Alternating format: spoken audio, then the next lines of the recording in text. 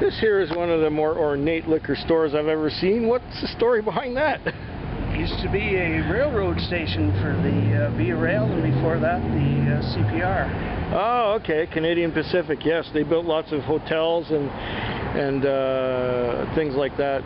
And most of the bootleg liquor coming out of Canada down to Chicago and all parts thereof. They came through here? Came through here. This was the northernmost part of the Soo Line. Ah, so they had the line that would come from back east, and then they had this line that in the Moose Jaw on trucks. Yeah. And then they would load it here on trains and send it down there. And there's a mural of the railway. Cool. Well, let's go inside and have a look. Maybe they won't let us take pictures in there, but at least we can see what they got.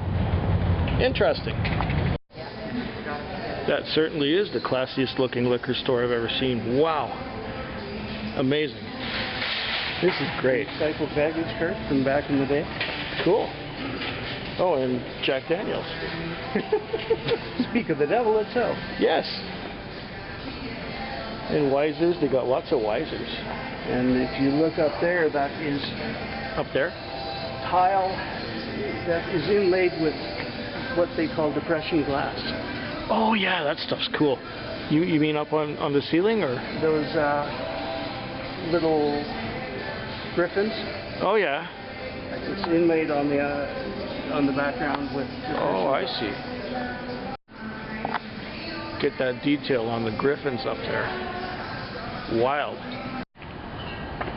Okay, so we've been to the country's coolest liquor store. Yep. Okay, and I think it's really cool. I couldn't believe they have a nice selection of Scotch and a nice selection of Canadian whiskey, and not much on the bourbon side. I didn't see any bourbons in there, but we got something we're going to try tonight.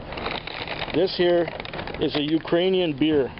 It's called Slavotich Brewery of the Ukraine, and we're going to give these a try tonight after we've had some stuff we know is good. What do you think? 2 thumbs up. Okay, that's a plan. We're passing by the park at the Royal George Hotel. They got a cold beer and wine store right next door to the Riverside Mission. And that, my friends, is right across the street from the cool liquor store that we just went to. And there's a giant tiger, just like back in Quebec. Okay, so, evening in Moose Jaw. What is there to do for fun in Moose Jaw? What do most people do for fun in Moose Jaw? That's X-rated. Oh, they don't drink? Are we going the right way here, Dave? I don't know. We're going away from my place. But... Oh, well, we should get through this light and turn around. Okay, that's what I thought. I thought we were going the wrong way. All right.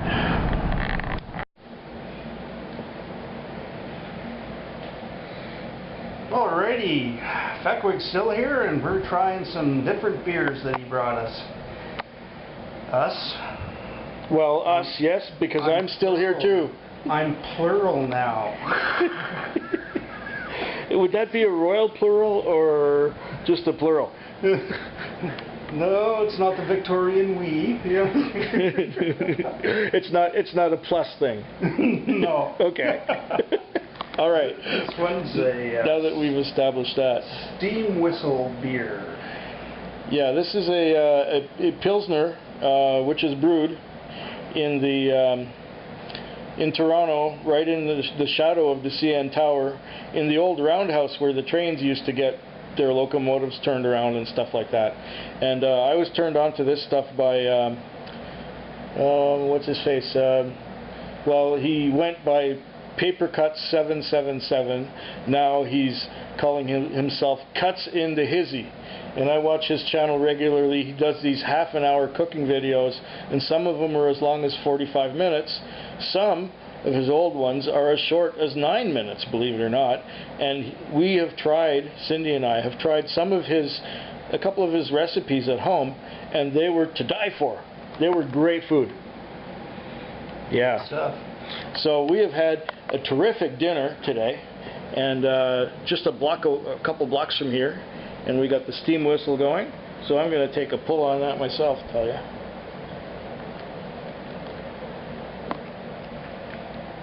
Makes a nice light snack. Now it is a nice light beer, yes. It's really quite good. Yeah, it goes down like water. It's really nice. Talk to you later. We'll move on to the next beer soon. Now Dave's taking a test of one of my favorite beers. He's going to have a taste of Lighthouse Lager, which usually goes over popular among friends of mine who try it for the first time. And smooth, a little bit sweet. Yep. Very good. That was my first reaction too. And so I of course have to match you beer for beer. So I shall have one too. This is my usual beer of choice at home.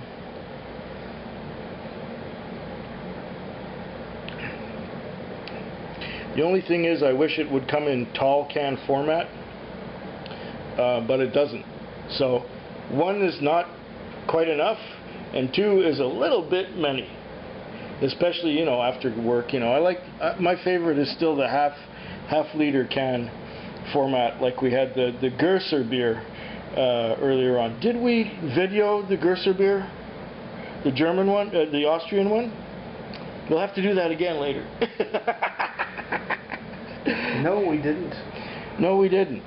And we have another surprise to spring on you later on, and we'll do that. It's a beer we found here in Moose Jaw that I'd never seen before in my life, and you'll be amazed where it comes from. And we still don't know what it tastes like.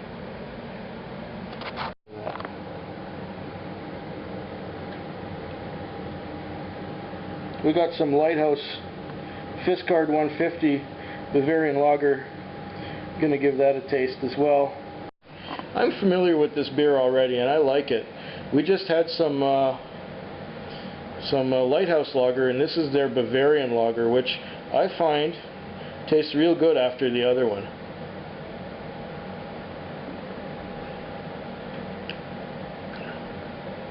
Oh, ho, ho, ho, ho, that's nice. It's a little hoppier than the other one. Mm-hmm. And, well, give it a try. You'll either like it or not.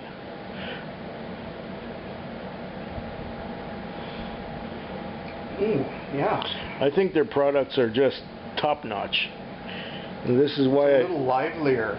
Yeah, yeah. It's got a little more flavor, and it's a little more bitter and a little less sweet than the other one.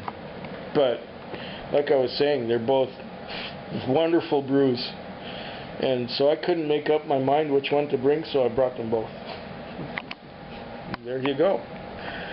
So that's what, 3? I think that's 3 beers. Yeah, this third one, I think. Yeah. Got another one that's one of my favorites. It's an Austrian beer called Gersa. If your first language is English and you can pronounce Gersa, I'd name you an honorary Austrian. This stuff comes from close to where my parents grew up in Austria, and it is actually quite fine. It's already one of my favorites, so it's not really a big major stretch to tell you that I like it.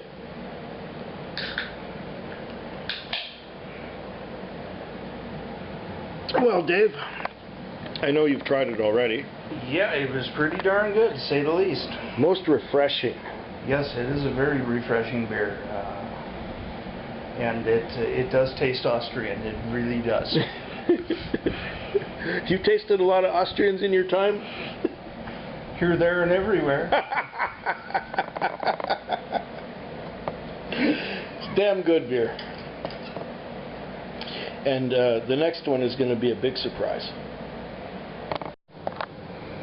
This one here comes from the Slavutich Brewery in the Ukraine. Okay, we have a Ukrainian beer here from the Slavutich Brewery. I don't know if it's a lager or an ale or what.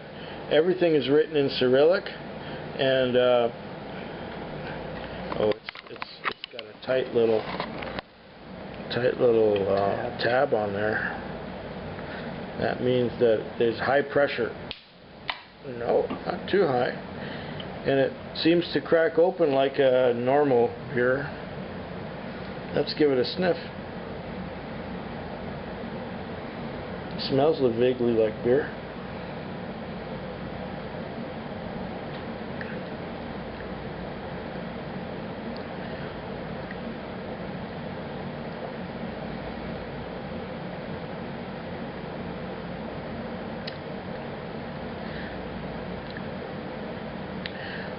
I think it's piss water. Compared to the fine beers we had from Victoria and the fine beers we had from Toronto and Austria? the really excellent beer I just had from Austria. This is but wait, let me drink half the can first. My initial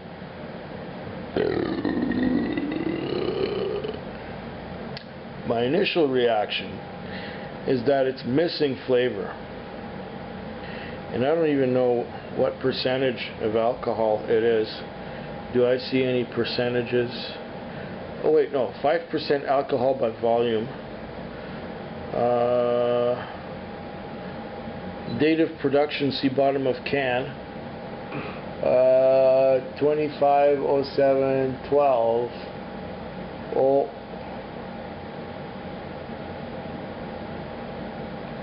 Okay, this is almost a year old.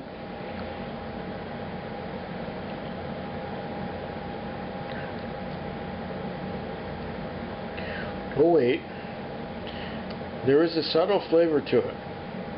I'll get back to you on that when I drink a little more, or after I have had some more to drink. Is that making sense to anyone? I don't know. Food Quig. Food Quig. Food Quig. Food Quig. Food Quig. Food Quig.